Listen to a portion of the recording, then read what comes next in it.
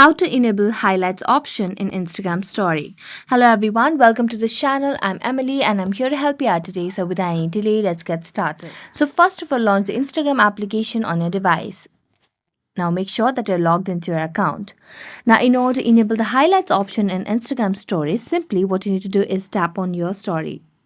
You need to create any sort of story. So here I've already created a story. Now, as I've created a story, you can see different options over here at the bottom of the screen, from boost, highlight, send to more.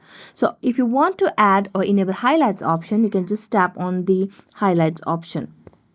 As you tap on highlight, you can select which highlight you'd want to add it to. You can add it to already created highlights, or you can create a new highlight by tapping on new and then just select and mention any name over there and tap on add. And as you tap on add, you'll be able to add it to your highlights option. So you can just go to your profile and check over here. So there you go. So thank you so much for watching this video. See you next time.